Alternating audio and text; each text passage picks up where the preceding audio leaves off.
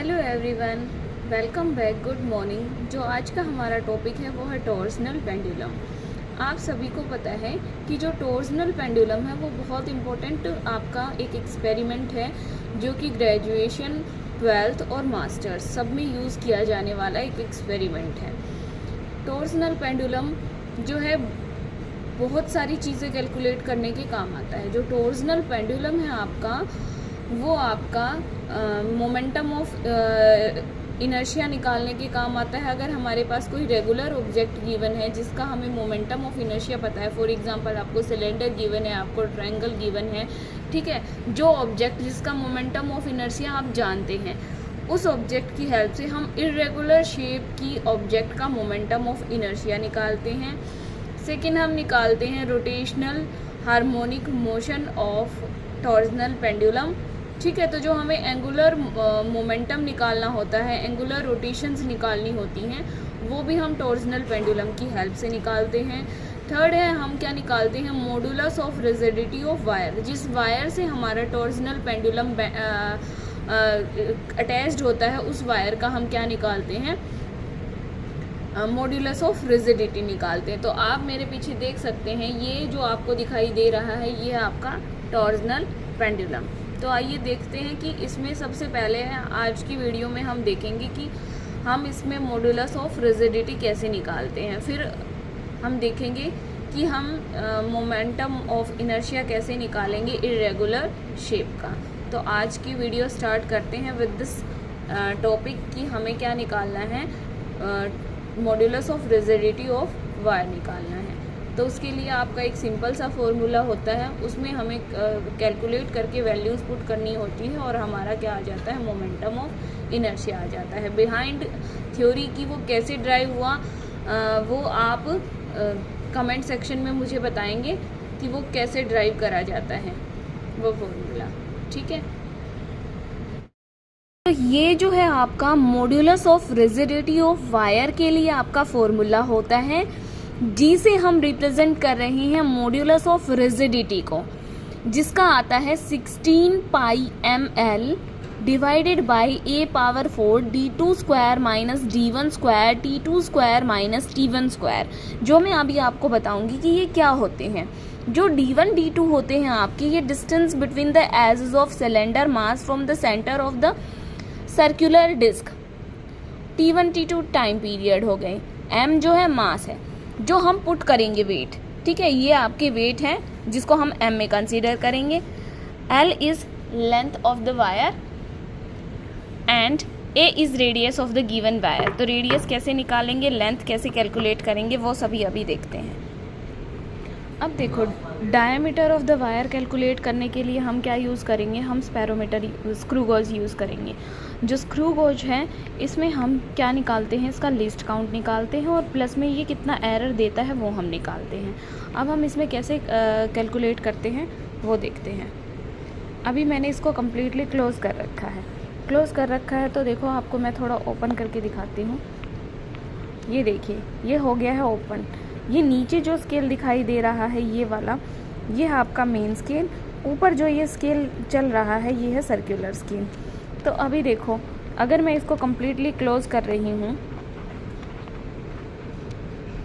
ये मैंने इसको कम्प्लीटली क्लोज कर दिया, तो जो ये हमारी मेन स्केल की लाइन है ये मिलनी चाहिए, यहाँ पे 0 पे मिलनी चाहिए थी, लेकिन हमारा 0 जो मेन स्केल की लाइन है वो कहाँ मैच कर रही है, 85 से मैच कर रही है, ठीक है।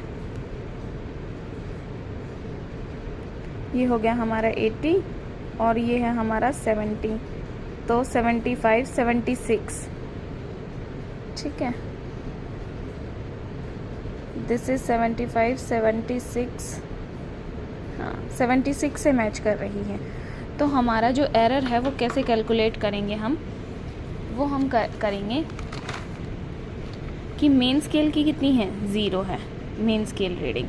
देन हमारी वर्नियर स्केल या फिर सर्कुलर स्केल रीडिंग कितनी आ रही है, हमारी 76 आ रही है।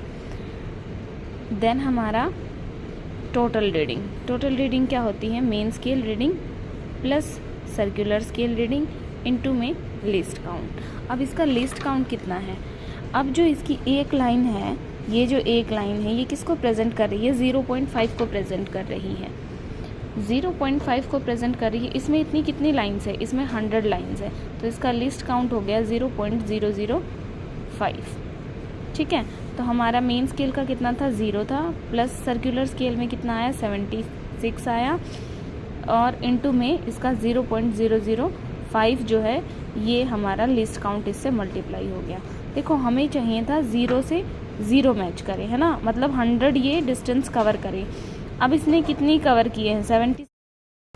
यहाँ पे जो है इसने 24 पॉइंट्स जो है वो इसने काउंट नहीं किए हैं, क्योंकि ये 100 राउंड कंप्लीट कर दी, 100 राउंड इसको कंप्लीट करने थे ना, तो यहाँ पे ये 76 तक ही इसने काउंट कंसिडर किए हैं। तो 0 तक पहुँचने में मीन्स टोटल हमें कंप्लीट करने में 24 पॉइंट्स और चाहिए थे।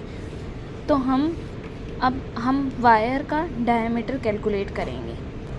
ये देखिए, आप वायर पे इसको ऐसे लगाएंगे और वायर का डायमीटर कैलकुलेट करेंगे। अब देखो हमारा मेन स्केल कितना है, 0 है, और वर्नियर स्केल कितना है हमारा, 80 है। ठीक है, 80 पे एग्जैक्टली मैच कर रहा है। तो हम जो है इसकी कैलकुलेशन कैसे करेंगे, मेन स्केल कितना था हमारा, मेन स्केल था 0, सर्कुलर स्केल कितना था, 80 था, और हम टोटल रीडिंग जो निकालेंगे, टोटल रीडिंग, अब इसने 24 पॉइंट जो है गिव अप कर दिए थे, जो इसने कैलकुलेट नहीं किए थे, तो हम इसमें वो 24 पॉइंट ऐड करेंगे, तो कितना हो जाएगा हमारा 104। तो 0 + 104 इंटू 0.005 लिस्ट काउंट मल्टीप्लाई किया, total main scale reading, circular scale reading into में लिस्ट काउंट, तो ये हमारा क्या आ जाएगा, total diameter of the wire. ठीक है, डायमीटर आ गया। अब हमें क्या चाहिए था, फॉर्मूले में हमारे पास क्या था, A is the radius of the given wire. तो रेडियस को हम क्या करेंगे, रेडियस के लिए हम क्या करेंगे, डायमीटर का हाफ कर देंगे, तो हमें क्या मिल जाएगी, रेडियस ऑफ द वायर मिल जाएगी। अब आपको ये वायर पता है बहुत लंबे टाइम से इससे अटैच्ड है, तो हम क्या करेंगे, एक बार तो हमने बॉटम पे यहाँ पे हमने डायमीटर मेज़र कर लिया, एक बार हम क्या करेंगे, टॉप पे डायमीटर मेज़र करेंगे, एक बार हम क्या करेंगे, मिड में डायमीटर मेज़र करेंगे। 3 डायमीटर आ जाएंगे, तो 3 के एवरेज निकाल के हम क्या कर देंगे, डायमीटर ऑफ द वायर एक बार कंप्लीट जो है डायमीटर ऑफ वायर निकाल लेंगे। अब हमें चाहिए लेंथ ऑफ द वायर, तो लेंथ हम इसकी यहाँ से लेके यहाँ तक क्या करेंगे, लेंथ मेज़र कर लेंगे with the help of scale. ठीक है, with the help of scale हम लेंथ मेज़र कर लेंगे। अब एम क्या था, मास था, तो मास हम कैलकुलेट कर लेंगे। अब था डिस्टेंस ऑफ द चंक वाला, जो डिस्टेंस और टाइम पीरियड, वो आपको बताना है कि डिस्टेंस और टाइम पीरियड हम कैसे कैलकुलेट करेंगे।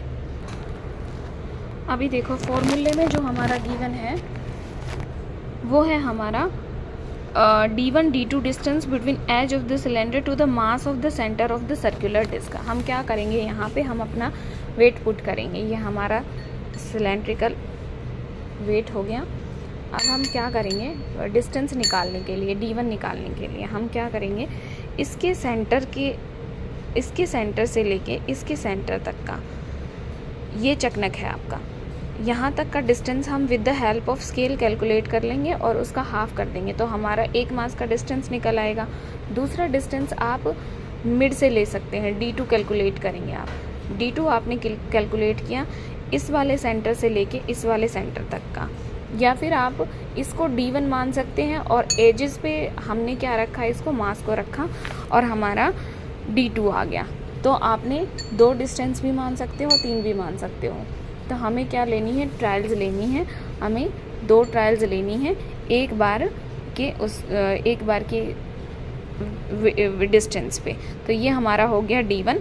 ठीक है, d2 हो जाएगा हमारा ये वाला। तो पहले हम d1 पे 2 ट्रायल लेंगे और इसमें हम 10 ऑसिलेशंस तक का इसका टाइम पीरियड नोट करेंगे। तो ऑसिलेशंस कैसे होगी कि हमारा इसमें एंगल जो रखा जाता है वो बहुत 30 डिग्री तक रखा जाता है, बहुत कम एंगल रखा जाता है। तो ऑसिलेशन कब होगी, मान लीजिए ये मीन पोजीशन है, इस मीन पोजीशन से लेके इसने ऑसिलेट किया, यहाँ पे इसका 30 डिग्री हो गया, ये इस पोजीशन पे आया, वापस यहाँ गया, तो आपका एक ऑसिलेशन कंप्लीट हो गया। With the help of stop watch आप क्या करेंगे, जैसे ही आपने ऑसिलेशन स्टार्ट किया, इसका बिल्कुल धीरे से एंगल देखते हुए इस तरह से आपने इसको ऑसिलेट कराना है। ये ऑसिलेट होना शुरू हो गया, मैंने ये मीन मानी है।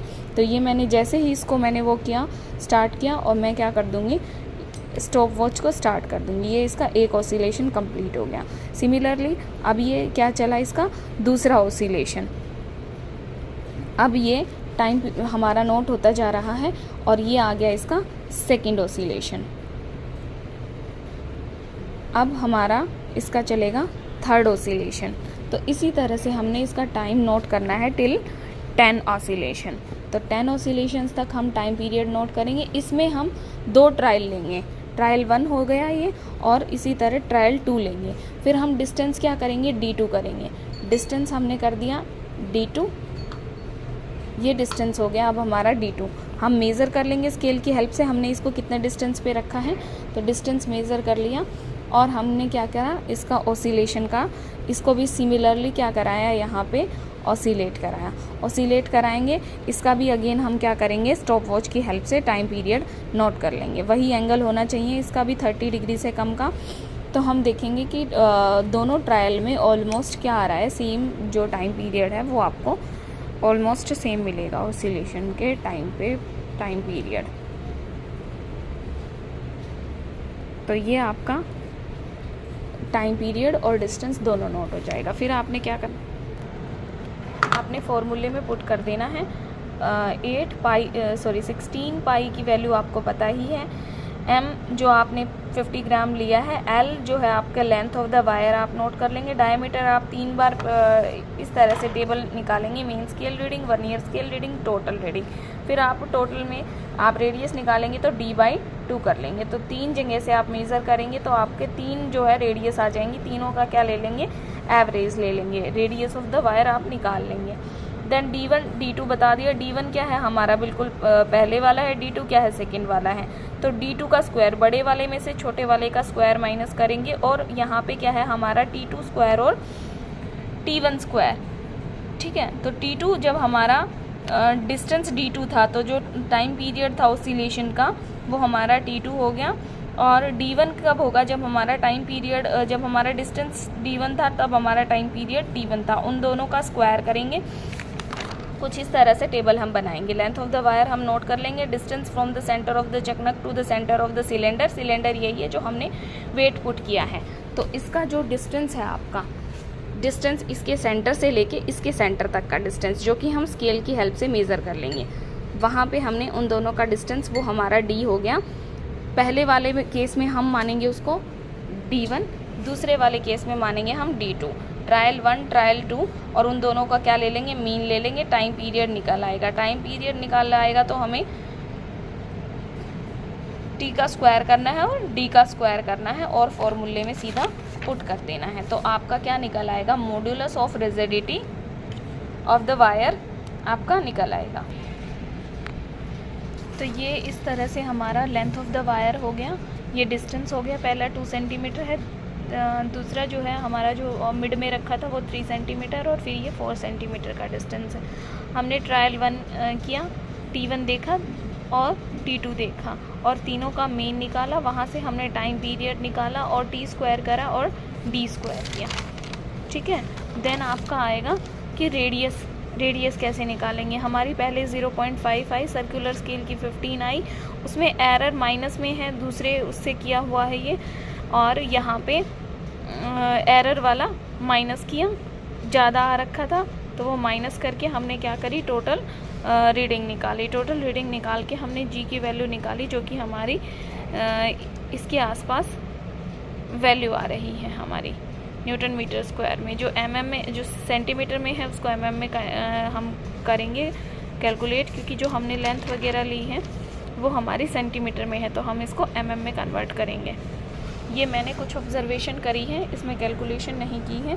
ये हमारी लेंथ ऑफ द वायर निकल के आई है, टाइम पीरियड निकल के आया है, और हमारा G की वैल्यू हम कैलकुलेट करेंगे इनको mm में कन्वर्ट करके और पूरा कैलकुलेट करके। तो this is all for today, thank you.